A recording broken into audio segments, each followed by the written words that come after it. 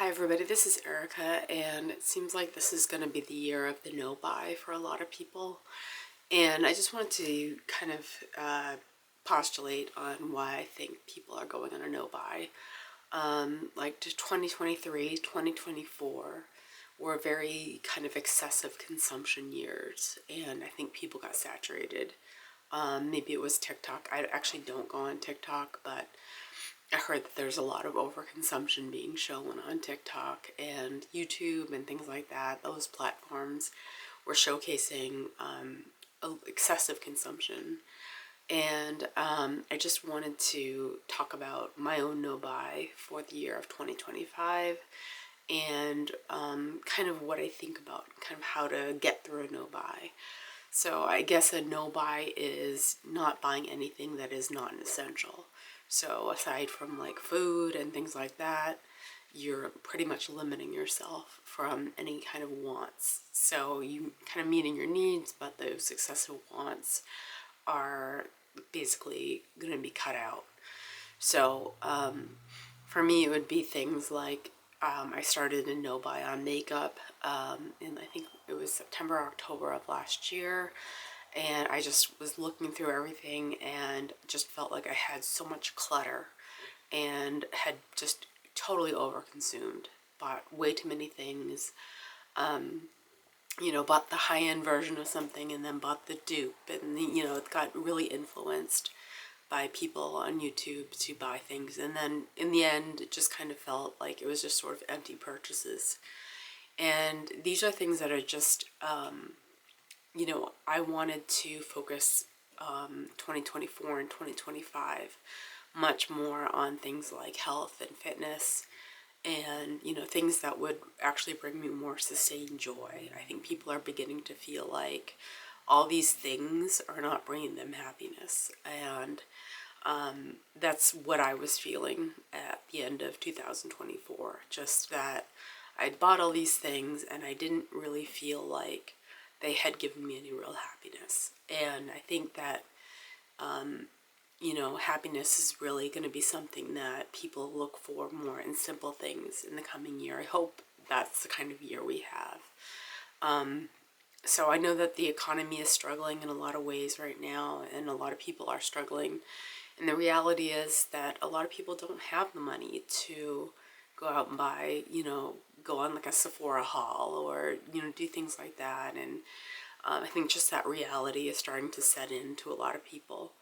And I think it was just also the ever-increasing prices for me of drugstore makeup and high-end makeup was really turning me off. Like I remember, when I first bought the Naked palette, the original one, I think it was 42, and I know it had gone up significantly, or had gone up at least measurably since I first bought it. And I just kind of thought, as much as I love the Naked palette, it was just kind of like everything's going up, and inflation is basically way outpacing people's wages.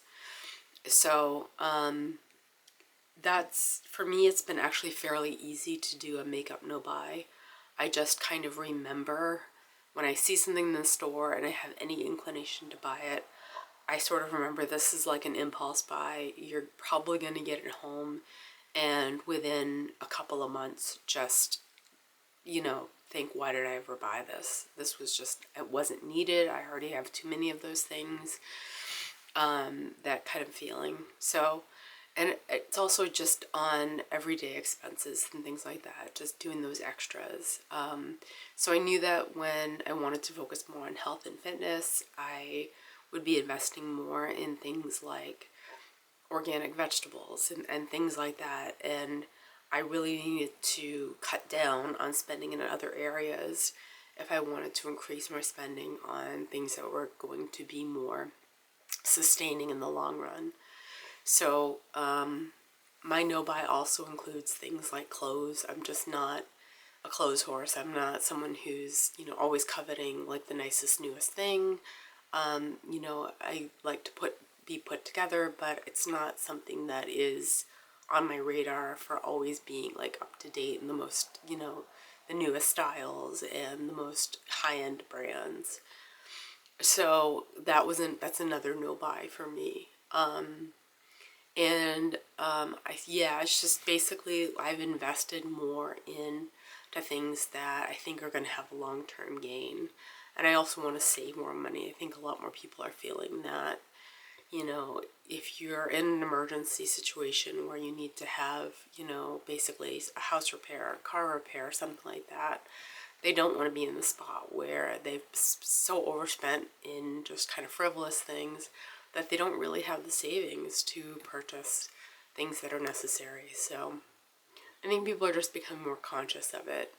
And I hope that it continues because we really can't sustain this kind of overconsumption for much longer. I think a lot of people are really feeling the weight of inflation in the economy, and inflation way outpacing people's wages. So that is my 2025 goal.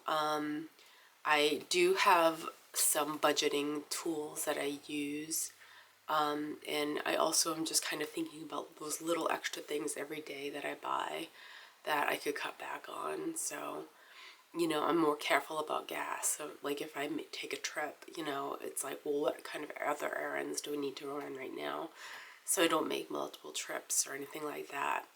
So those are all ways to think about your no-buy and going into the year. And just also think about your long-term goals and what you want. And if that really doesn't include an expensive foundation, just don't get it. You know, I'm just as happy using the makeup that I have right now, and I just don't feel the need to go out and buy anything more. Makeup has just gotten so expensive. So that's my no-buy commitment for the year. I hope you guys have a great day. Bye.